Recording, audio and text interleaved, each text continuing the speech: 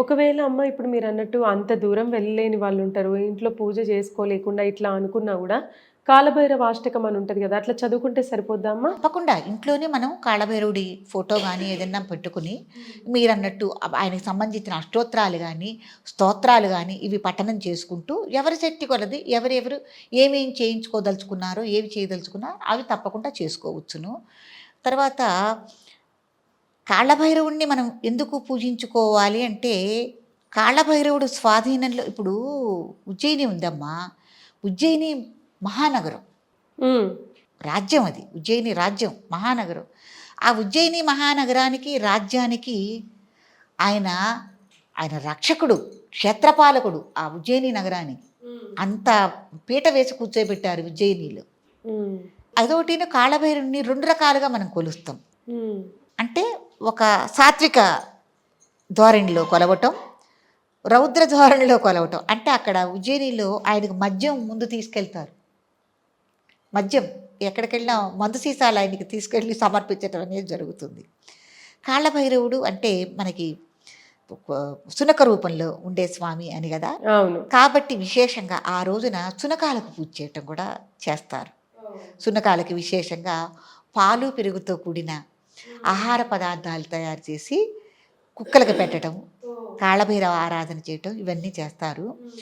ఏదైనా కాళ్ళభైరవుడికి అంటే ఇప్పుడు మీరు కొంత నమ్మకాలు ఉంటాయి. చేతబడులని, అవునవునవును. గాలి ధూళి అని, దెయ్యాలు పట్టాయని ఇలా అంటుంటారు కదా. ఆ!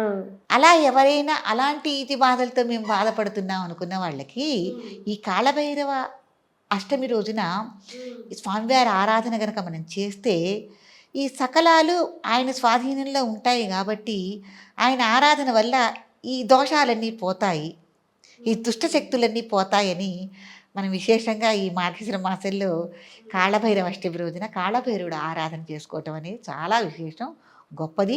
ఎవరైనా ఇట్లా ఈతి బాధలతో బాధపడుతున్న వాళ్ళు ఎవరైనా ఉంటే కనుక ఈ రోజున కాళ్ళభైరవ ఆరాధన తప్పకుండా చేసుకోండి. అమ్మ నార్మల్‌గా ప్రతి నెల, నెల 2 ఏకాదశులొస్తాయి.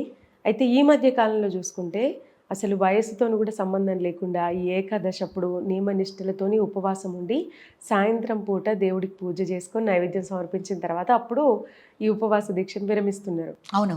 మరి అంతటి నార్మల్ రోజులలోనే ఏకాదశికి అంత పవర్ ఉంటే, మరి మార్గశిర మాసంలా ఈ ఏకాదశికి ఇంకా స్పెషాలిటీ ఉంటది గదమ్మా! తప్పకుండా ఆ! ఒకసారి చెప్పండి. ప్రతి ఏకాదశికి ఒక పవిత్రత ఉంది, ఒక విశేషం ఉంది, హ్మ్. ఒక్కొక్క పేరుంది. దానికి తగ్గ ఒక పేరుంది. అట్లాగే ఈ మార్గశిర మాసంలో వచ్చే ఏకాదశికి మోక్షదా ఏకాదశి అని పిలువబడుతుంది. హుహు.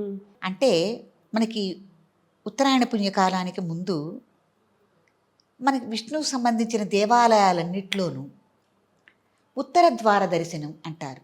అంటే ఆలయాల్లో మనకి తూర్పు గానీ, పడమర గానీ, దక్షిణం గానీ ఏ దిశలో మనకి ద్వారాలున్నా కూడా అవన్నీ క్లోజ్ చేసి ఉత్తర వైపుగా ఉన్న ద్వారాన్ని ఆలయాల్లో తెరవటము, ఉత్తర ద్వార దర్శనం ఈ రోజున మొదలవుతుంది. అవునవును. చాలా మంది భక్తులు ఆ రోజు గుడికెళ్ళటం, గుడిలో దేవుడిని దర్శించుకోవటానికి గూడా అయ్యవార్లు, అవును.